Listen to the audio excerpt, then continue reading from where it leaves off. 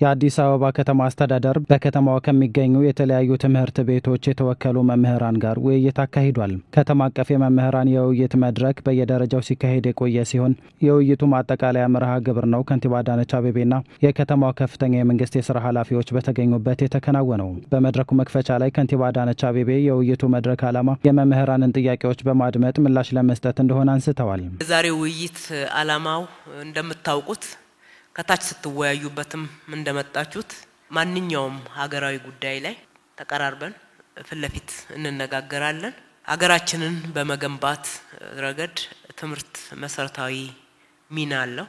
ያደረጋችሁ ያላችሁት ጥረት በጋራ ያስቀመጥን ያለነው የትውልድ ቀረጻና ሀገር የመገንባት ሚና ውስጥ አሻራችሁን ያኖራችሁ ነው።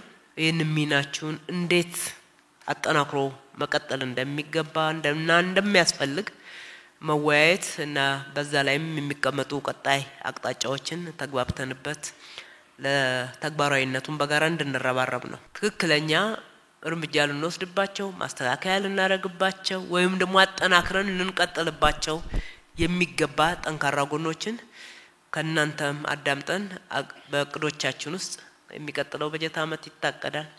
ቀጣይ የርብርብ ማዕከላቶች አሉን። የእናንተ ግብአቶች ያስፈልጉናል። በውይይት መድረኩ ላይ የተገኙ መምህራን ቢስተካከሉልን ያሏቸውን ጥያቄዎች አቅርበዋል። የመኖሪያ ቤት እጥረት የመምህራኑ ዋነኛ ችግር መሆኑን አንስተዋል። አዲስ አበባ ላይ አሁን አብዛኞቻችን ከከተማ እየወጣን ቤት ክራይ ያው አስቸጋሪ ስለሆነ መሃል ላይ ወተን ነው ምንከራይ።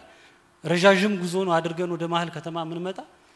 ረጃጅም ጉዞ አድርገን መተን ተገቢ የሆነ ትምህርት መስጠት አልቻልንም። ከተማ አስተዳደሩ የመምህራንን የመኖሪያ ቤት ችግር ለመቅረፍ ቅድሚያ ሰጥቶ እየሰራ እንደሚገኝ የጠቀሱት ከንቲባ አዳነች ከዚህ ቀደም በርካታ መምህራን መኖሪያ ቤት እንዲያገኙ መደረጉን አስታውሰው አሁንም በዘላቂነት የመኖሪያ ቤት ችግርን ለመቅረፍ ለመምህራን 7525 ፕሮጀክት ተግባራዊ እየተደረገ መሆኑን ገልጸዋል። ከተማ አስተዳደሩ በልዩ ሁኔታ የመጀመሪያው ተደራጅተው የቤት ባለቤት ይሁኑ ብሎ የወሰነው እኮ ለመምህራን ነው። ትልቁ ሪሶርስ የከተማው ሀብት እኮ መሬት ነው።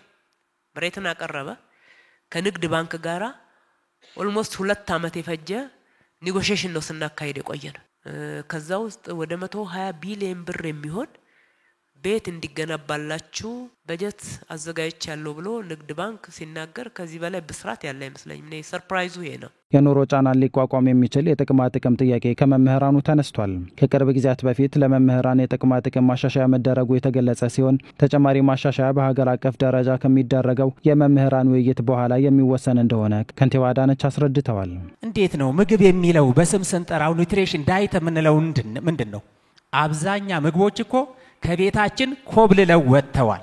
ከጥቅማ ጥቅም ፓኬጅ አንፃር መታየት ያለባቸው ጉዳዮችን ውይይቱ እንደ ሀገር ይደረጋል። እዚህ ጋር የሚያበቃ አይደለም። ሁሉ ጊዜ በከተማችን ብቻ የሚታይ አይደለም። እንደ ሀገር መታየት ያለባቸው ጉዳዮች አሉ።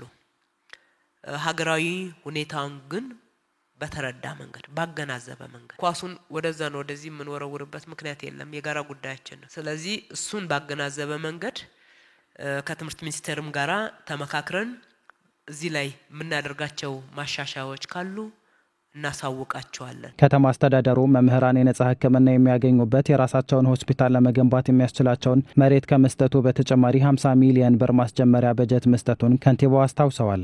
ይሁን እንጂ የግንባታ ሂደቱ የሚመራው በመምህራን ማህበሩ በመሆኑ ሂደቱን ተከታትሎ ማስፈጸም የማህበሩ አባላት ድርሻ መሆኑ ተገልጿል።